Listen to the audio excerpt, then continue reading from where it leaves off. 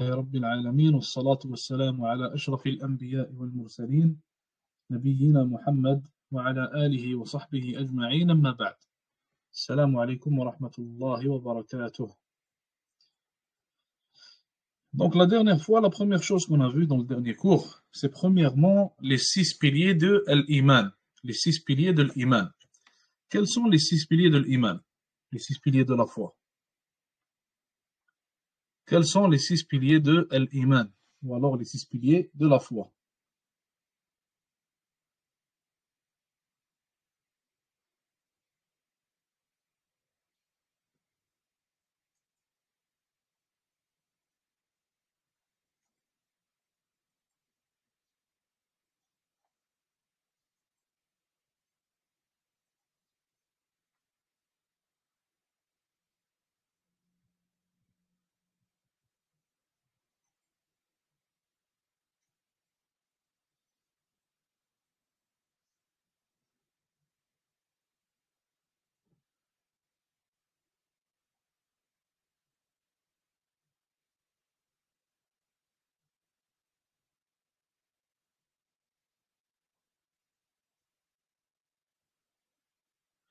En ordre, en ordre. Donc le premier c'est la foi en Allah Azza wa Jal. An tu'mina billahi, ça c'est le premier. Le deuxième,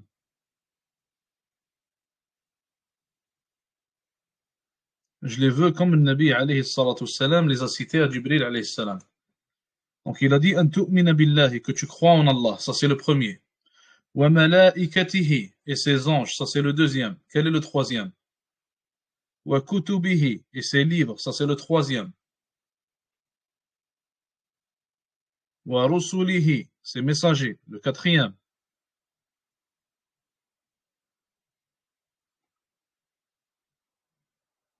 Wal yawmil akhir, le jour du jugement, le cinquième. Wa an tu'mina bil qadari khayrihi wa sharrihi, et croire en le qadar, en la prédestination, son bon ainsi que son mauvais, ce qui vient de bon ainsi que ce qui vient de mauvais. Ça c'était pour ce qui est des 6 piliers de la foi. Les 4 piliers, on a dit que chaque pilier de la foi lui-même a des piliers. On a dit que chacun des 6 piliers de la foi lui-même, il a des piliers. Quels sont les 4 piliers du premier pilier de la foi, donc plutôt de l'iman billah? Quels sont les piliers de la croyance ou de la foi en Allah Azza wa Jal? Les 3 tawhid seulement? On a dit qu'il y a des savants, ils ont dit les 3 types de tawhid sont les 3 piliers de la foi en Allah. Et il y a d'autres savants, ils ont rajouté une 4e chose.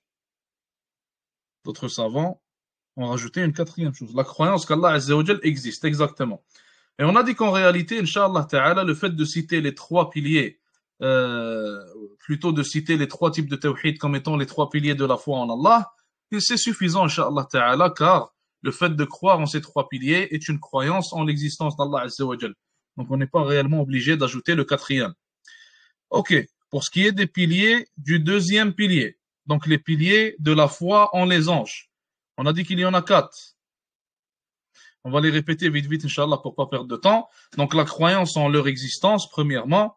Deuxièmement, la croyance en ceux qu'on connaît, donc ceux qui ont été cités par nom, comme Jibril alayhi salam.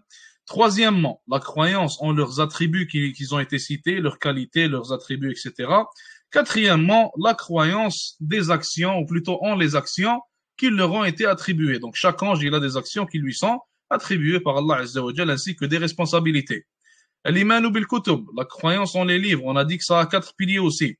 Premièrement, croire qu'elles ont été descendues ou qu'ils ont été descendus par Allah Azza wa Jal. Deuxièmement, croire en ceux qui ont été cités par nom, comme le Coran, la Tawrat, l'Injil, le Suhuf, le Zabour, etc. Troisièmement, le fait de croire en ce qui a été appuyé ou alors approuvé par le Coran. Donc le Coran, il est venu et il a approuvé certains aspects plutôt qu'ils étaient dans les livres précédents. Donc on doit croire en ces aspects-là car ils font partie de la dernière révélation qui est le Coran. Quatrièmement, le fait de faire ou plutôt d'appliquer les jugements qui n'ont pas été abrogés. Donc on a expliqué ce que ça voulait dire. Allah Azza wa Jal avec le Coran, il a abrogé les livres précédents.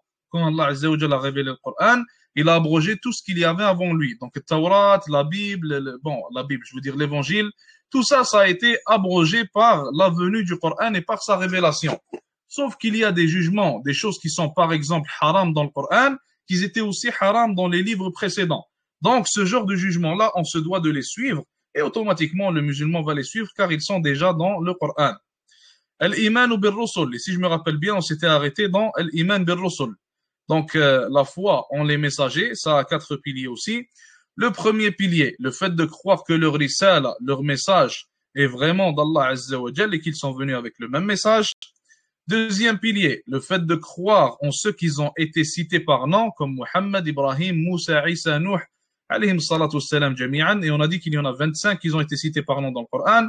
Troisièmement, le fait de croire et de savoir que ce qui nous a été rapporté authentiquement d'eux, c'est la vérité, c'est vérité, et il faut y croire bien sûr. Quatrièmement, le fait d'appliquer la sharia de celui qui nous a été envoyé parmi eux, donc Muhammad sallallahu alayhi wa sallam. Et chaque époque, elle a son prophète. Chaque époque, elle a son prophète.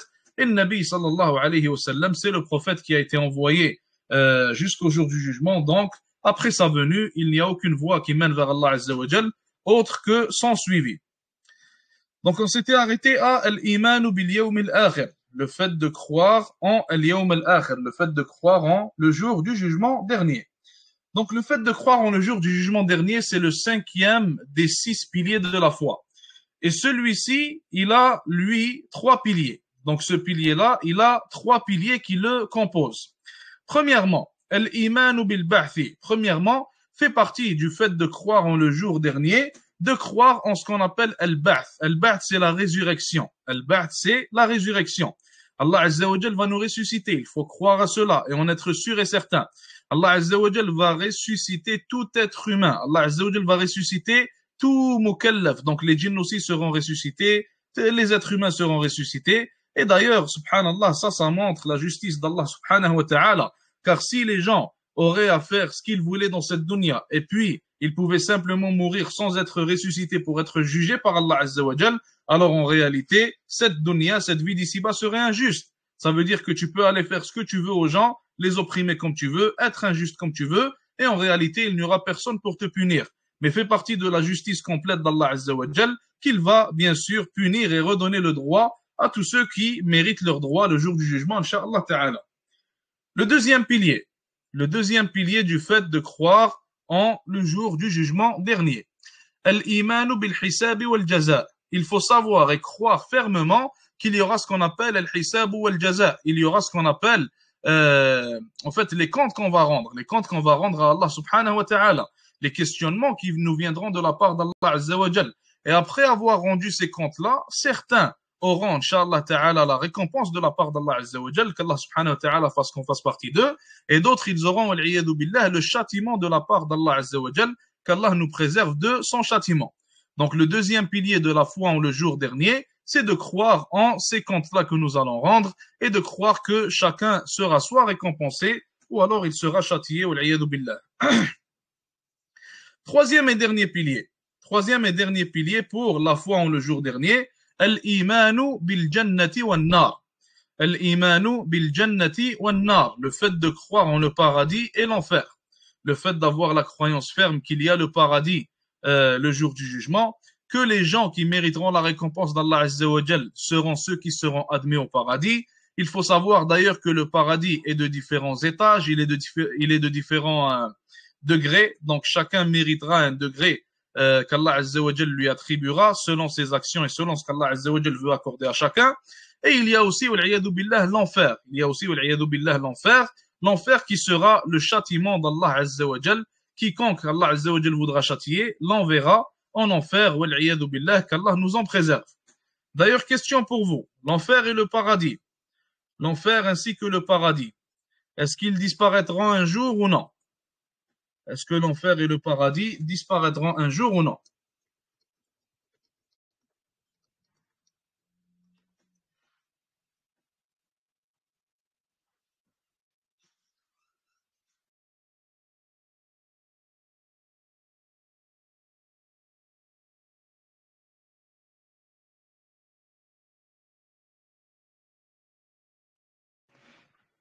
L'enfer et le paradis ne disparaîtront pas. Vous êtes sûr qu'ils ne disparaîtront pas?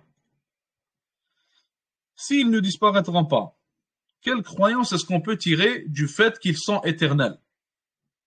Quelle croyance importante peut-on tirer du fait que l'enfer et le paradis sont éternels? Une croyance reliée à la aqida.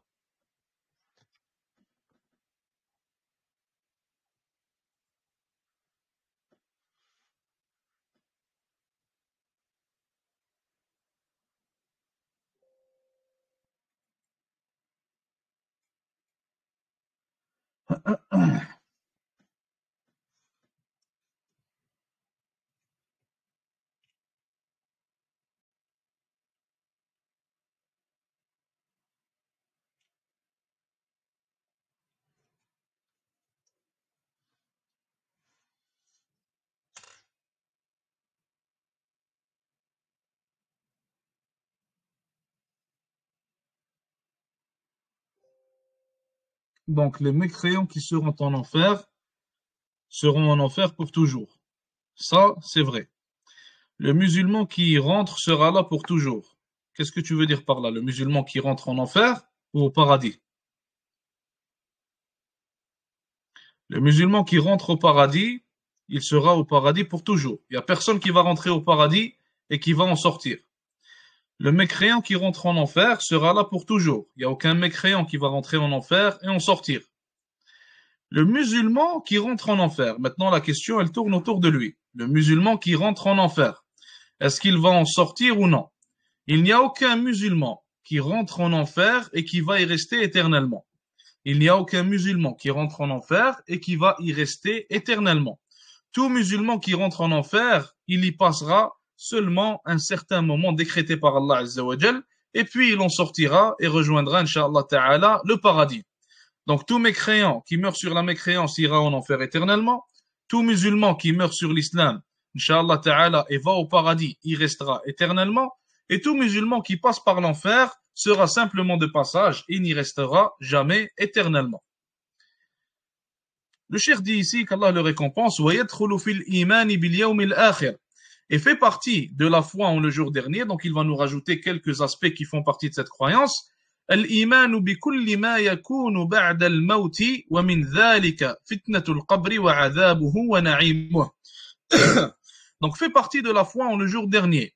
Le fait de croire en tout ce qui arrive après la mort. Donc tout ce qui a été cité dans le Coran ainsi que dans la Sunna qui arrive après la mort de la personne, alors il faut y croire.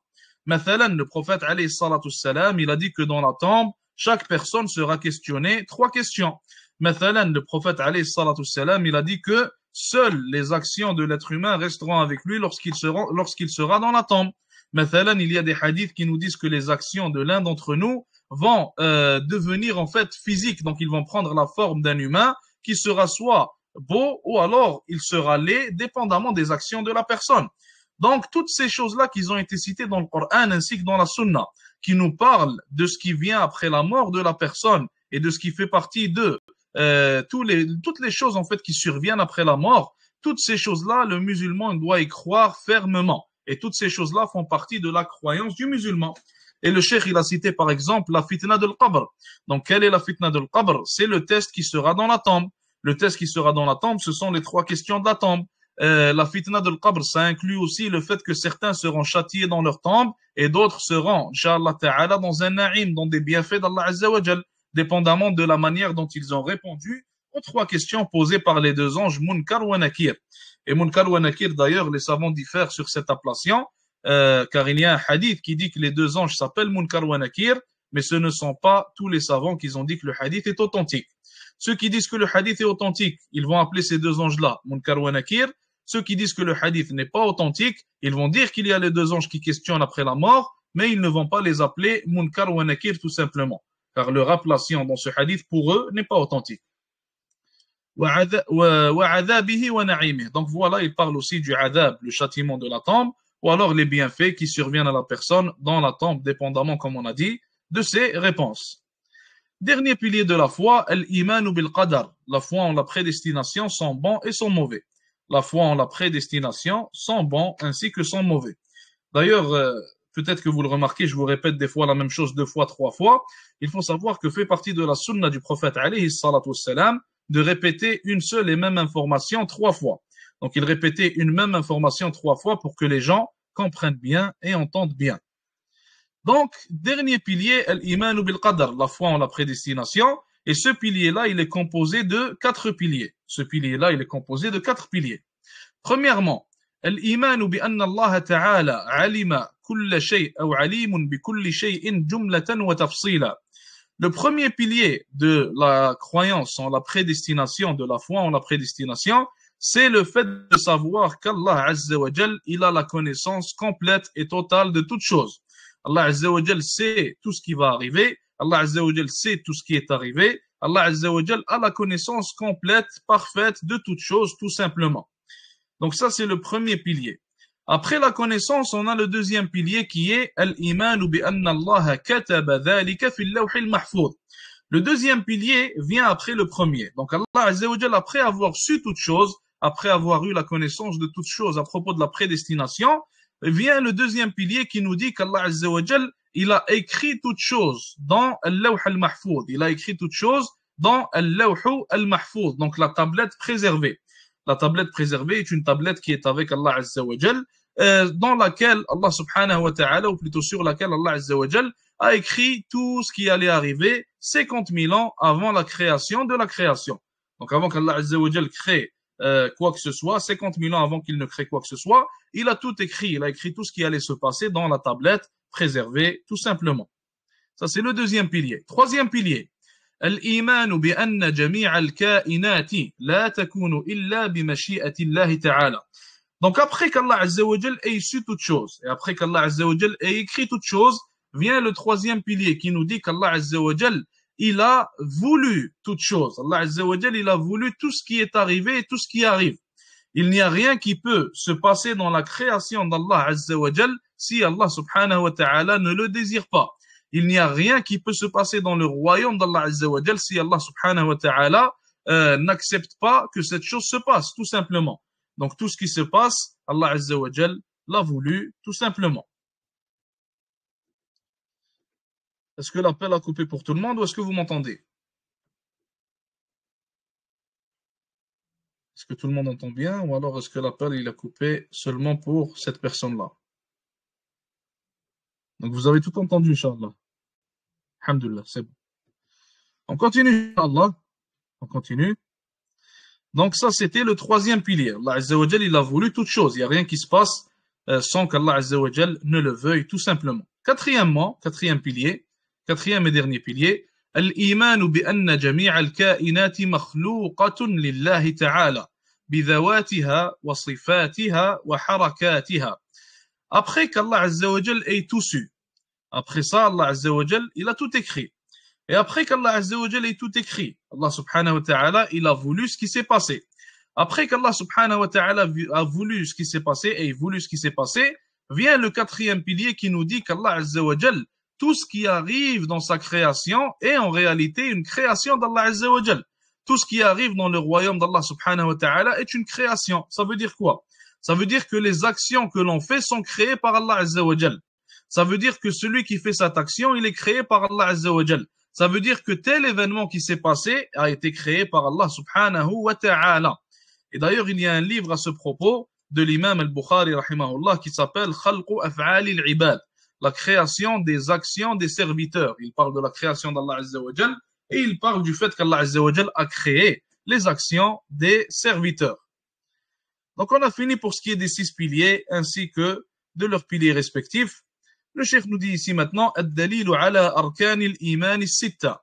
Quelle est la preuve que les piliers de la foi sont au nombre de 6?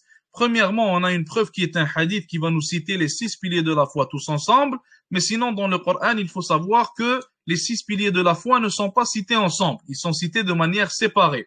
Ils sont cités de manière séparée.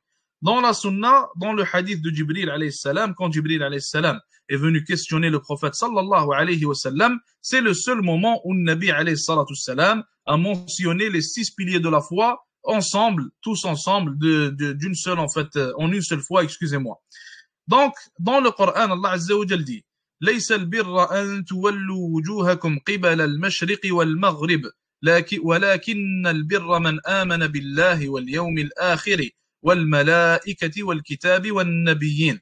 Donc le bir, Allah Azza wa Jal décrit le bir en disant que c'est le fait de croire en Allah, croire en le jour dernier, croire en les anges, croire en ses livres et croire en ses prophètes alayhimus salatu wassalam.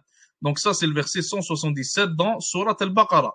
Allah Azza wa Jal a cité dans ce verset-là 5 parmi les 6 piliers de la foi. Et dans Surat al-Qamar, verset 49, Allah Azza wa Jal a cité le dernier des 6 piliers. Allah Azza wa Jal a dit Inna kulla shay'in khalaqnahu biqadar. Allah Azza wa Jal a dit nous avons créé toute chose avec une prédestination, avec un qadar. Donc tout a été prédestiné de la part d'Allah Azza wa Jal. Pour ce qui est de la sunna, Jibril alayhi salam, il a dit au prophète sallallahu alayhi wa sallam, il lui a dit akhbirni anil iman. Parle-moi de la foi, explique-moi la foi. Le Nabi alayhi salatu wassalam a répondu en disant أن تؤمن بالله وملائكته وكتبه ورسله واليوم الآخر وتؤمن بالقدر خيره وشره. Le Nabi sallallahu alayhi wa sallam a répondu à cela en disant que tu crois en Allah, en ses anges, en ses livres, en ses messagers, en le jour dernier et en la prédestination, sans bon et sans mauvais. Donc ça a été rapporté par l'imam Muslim rahmatullahi ta'ala alayh. Si on fait du shirk et qu'on meurt, est-ce qu'on va sortir de l'enfer? Qu'est-ce que tu veux dire par là? Une personne qui commet le shirk majeur ou alors le shirk mineur?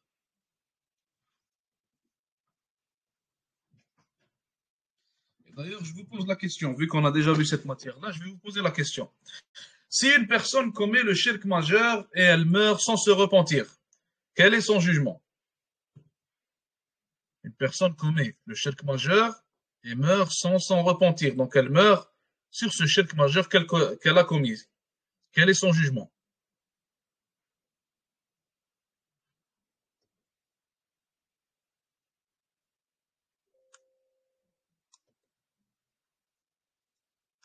Il meurt kafir et rentrera en enfer éternellement. Exactement, c'est exactement ça la réponse. Quiconque va mourir sur le shirk majeur et ne s'en repentit pas, il meurt comme étant mécréant et il sera en enfer éternellement. Quelqu'un qui meurt sur le shirk mineur et ne s'en repentit pas, quelqu'un qui meurt sur le shirk mineur et ne s'en repentit pas, quel est son jugement?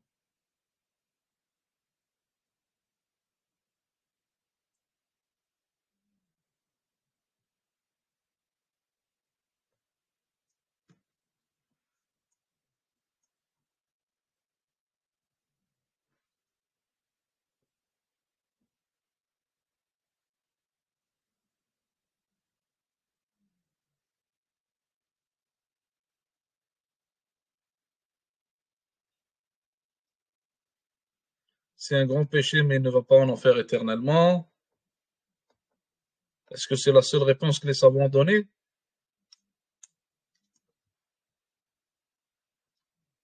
Ou est-ce qu'il y a une différence d'opinion?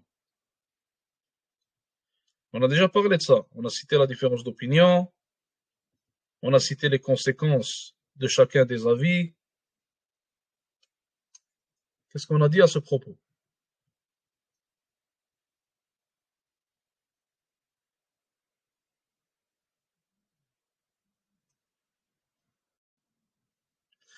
Regardez, on a dit que pour le shirk, on a le shirk majeur et mineur. Le shirk majeur, on est tous d'accord sur le fait que celui qui meurt sur le shirk majeur ne s'en repentit pas, il meurt mécréant. Ça égale au fait qu'il ira en enfer éternellement. Maintenant, pour ce qui est du shirk mineur, une personne meurt sur le shirk mineur mais ne s'en repentit pas. Certains savants, ils ont dit que le shirk mineur rentre sous les péchés. Et Allah Azza wa Jal, il a dit qu'il ne pardonne pas le shirk à qui que ce soit, mais il pardonne autre que cela à qui il veut. Donc il ne pardonne pas à une personne qui meurt sur le shirk. Certains savants, ils ont dit que Allah Azza wa Jal, pour ce qui est du shirk mineur, ce n'est pas considéré comme le shirk duquel Allah Azza wa Jal parle dans ce verset-là. Ils ont dit dans ce verset, Allah Azza wa Jal parle du shirk majeur et non pas mineur. Donc le shirk mineur peut être pardonné si quelqu'un meurt là-dessus sans s'en repentir, si Allah Azza wa Jal désire lui pardonner. Maintenant, pour ce qui est du shirk, ou plutôt maintenant pour ce qui est de la deuxième opinion, Maintenant, pour ce qui est de la deuxième opinion, les autres savants, ils ont dit quoi? Ils ont dit, Allah Azza wa Jalla a dit dans le Coran, dans le même verset, Inna Allah la yaghfiru an yushraka bih. Allah Azza wa Jalla ne pardonne pas à ce qu'on lui associe quoi que ce soit. Donc c'est le même verset qu'ils prennent pour preuve. Ils disent, Allah Azza wa Jalla, dans ce verset, il n'a pas dit qu'il ne pardonne pas le shirk majeur seulement. Il a dit qu'il ne pardonne pas le shirk. Il ne pardonne pas une personne qui meurt sur le shirk. Ils ont dit que dans ce cas-là, dans Usul al-Fiqh, on parle de ça, on va le faire, Inch'Allah Ta'ala, très bientôt. Dans Usul al-Fiqh, on parle de ça, ils disent que ça, c'est un dalil am, c'est un dalil, c'est une preuve générale. Allah Azza wa Jalla a dit le shirk. Il l'a dit de manière générale. Ça veut dire que ça inclut le shirk majeur et mineur. Donc ici, il n'y a pas de spécificité. Il n'y a pas de tarsis. Donc, vu qu'Allah Azza wa Jalla a dit le shirk, ils disent que celui qui meurt sur le shirk mineur, lui aussi, Allah Azza wa Jalla ne va pas lui pardonner s'il meurt dessus. Sauf que la différence entre les deux, c'est quoi? C'est que pour ce qui est du shirk mineur, même si Allah Azza wa Jalla ne pardonne pas à celui qui meurt dessus, il ne va quand même pas aller en enfer éternellement. Pourquoi est-ce qu'il ne va pas aller en enfer éternellement? Car le seul qui va en enfer éternellement est celui qui meurt sur le shirk majeur, comme il a été cité dans les preuves authentiques, tout simplement. Maintenant, on va voir l'ihsan. Maintenant, on va voir ce qu'on appelle l'ihsan. Donc, on a vu l'islam, on a vu le premier des degrés de l'islam. On a dit que l'islam, la religion islamique, est de 3 degrés. Le premier des degrés, c'est l'islam, on l'a vu, on l'a fini. Le deuxième degré, c'est l'iman, on l'a vu, on l'a fini par la grâce d'Allah Azza wa Jal. Le troisième degré, c'est l'ihsan que nous allons voir maintenant à la page 50, Inch'Allah Ta'ala. Donc, l'ihsan. Le cheikh, il dit, la définition de l'ihsan dans la langue arabe, c'est quoi? C'est diddul isa'a. Donc, il nous a donné la définition en nous donnant son contraire. Il a dit le contraire de l'ihsan, le contraire de la bienfaisance, l'ihsan qu'on traduit comme étant la bienfaisance en français. Il a dit son contraire, c'est le fait de faire du mal. Le contraire de la bienfaisance, de faire du bien, c'est quoi? C'est le fait de faire du mal, tout simplement, dans la langue arabe. Wa shar'an. Shar'an, donc on a dit que il y a toujours 2 définitions. Il y a la définition linguistique qu'on vient de voir. Il y a la définition religieuse, donc la définition en islam. Donc, shar'an, la définition religieuse dans la charia, c'est quoi? Hiya muraqabatu, ou huwa muraqabatu Allah fi sirri wal alan. C'est le fait de faire attention, ou plutôt de craindre Allah Azza wa Jalla, on pourrait dire ça comme ça, de craindre Allah subhanahu wa ta'ala et d'y faire attention, que ce soit en public ou alors en secret. Craindre Allah Azza wa Jalla et faire attention à son regard, que ce soit en public ou alors en secret. Ça, c'est la définition religieuse de ce qu'on appelle l'ihsan. Pour ce qui est des piliers de l'ihsan, l'islam, il a 5 piliers, l'iman, il a 6 piliers, l'ihsan, il a seulement un pilier. L'ihsan, il a seulement un pilier. وهو أن تعبد الله كأنك تراه فإن لم تكن تراه فإنه يراك.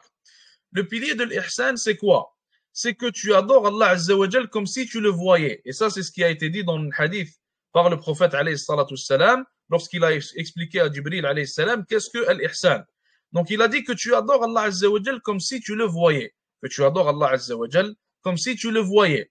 Et si tu ne le vois pas, donc si tu n'arrives pas à ce degré-là du fait de croire ou plutôt de savoir avec certitude et fermeté qu'Allah Azza wa Jal te voit en ce moment même, فَإِن لَمْ تَكُنْ تَرَاهُ, si tu ne le vois pas, alors sache que lui te voit. Si tu ne le vois pas, alors sache que lui te voit. En réalité, certains savants, ils ont dit que l'ihsan, il a 2 degrés. L'ihsan en soi, il a 2 degrés. Quels sont les 2 degrés de l'ihsan qu'on tire du hadith que je viens de vous donner, ou alors du pilier que je viens de vous donner? Quels sont les 2 degrés de l'ihsan que les savants ont tirés de la définition, ou du pilier, excusez-moi, que je viens de vous donner? Que tu adores Allah Azza wa Jal comme si tu le vois, et si tu ne le vois pas, alors sache que lui te voit. Quels sont les 2 degrés de l'ihsan qu'on tire de cette définition?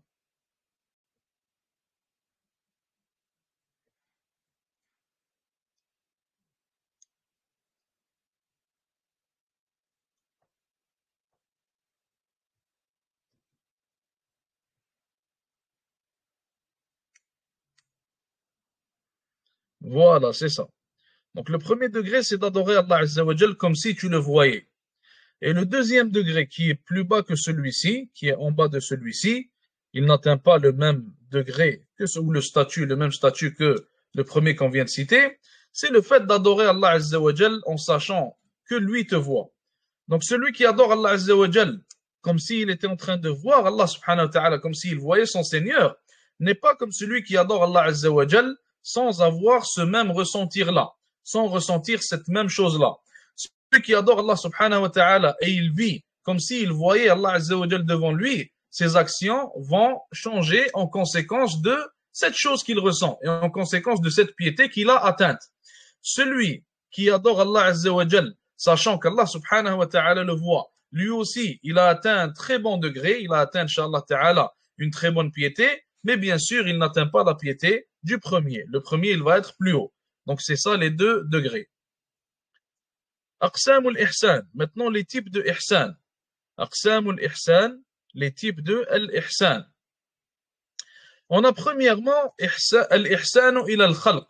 Donc, la bienfaisance, elle a des types. Le premier type que le cheikh cite ici, c'est la bienfaisance envers la création.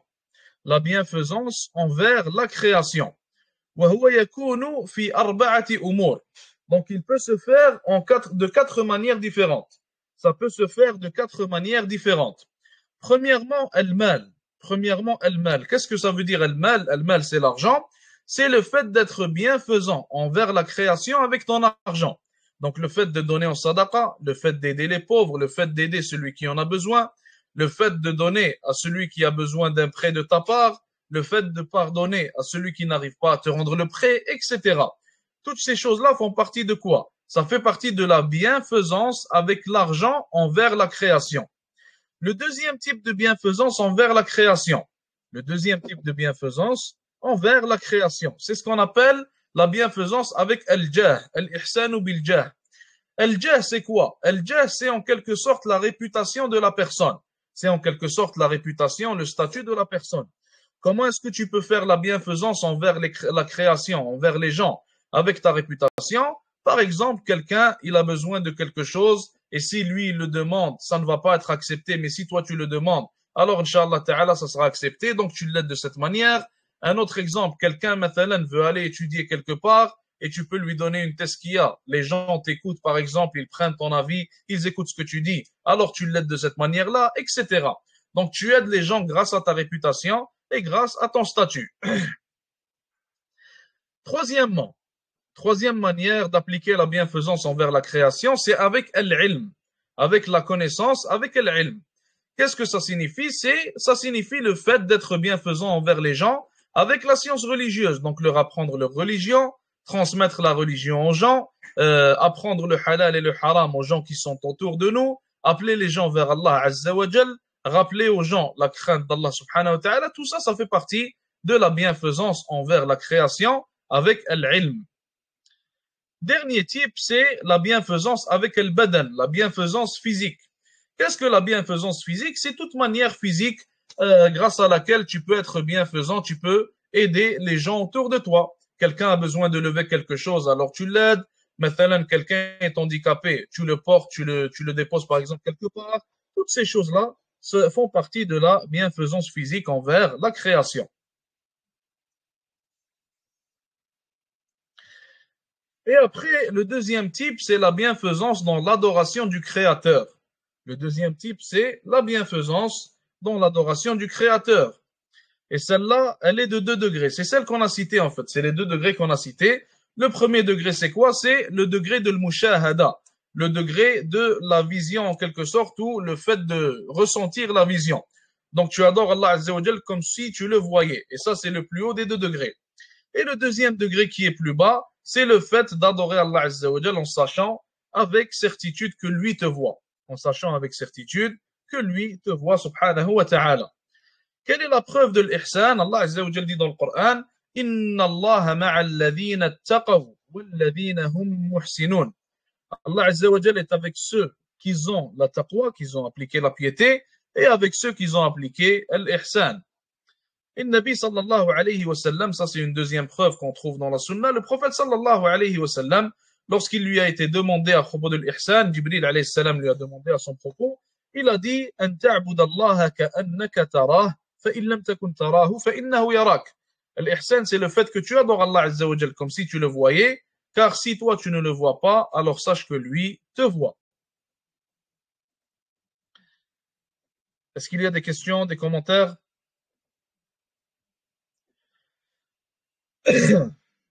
Questions, commentaires.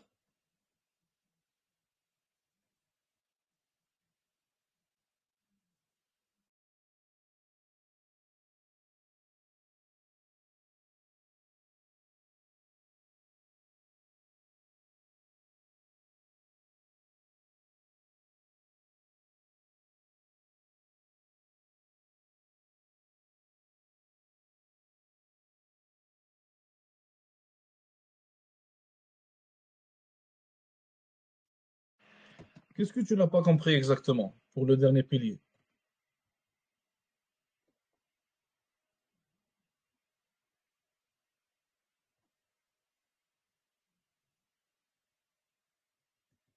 Est-ce que tu n'as pas compris les 4 piliers qu'on a cités ou alors seulement le dernier?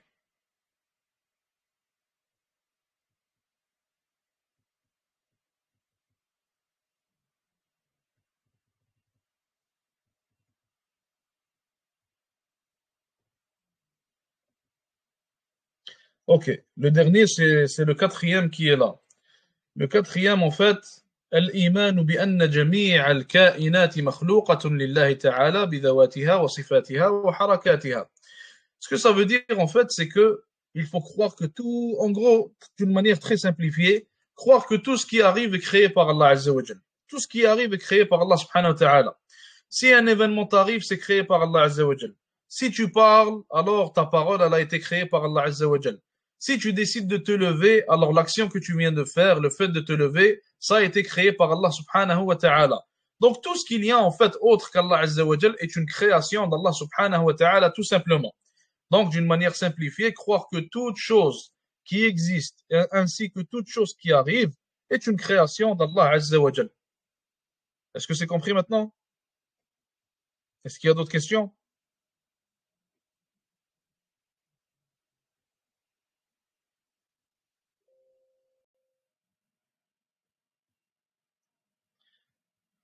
Parfait, on finit là pour aujourd'hui, Inch'Allah. Jazakumullah khair. Wassalatu wassalamu ala ashrafil anbiya'i wal mursalin.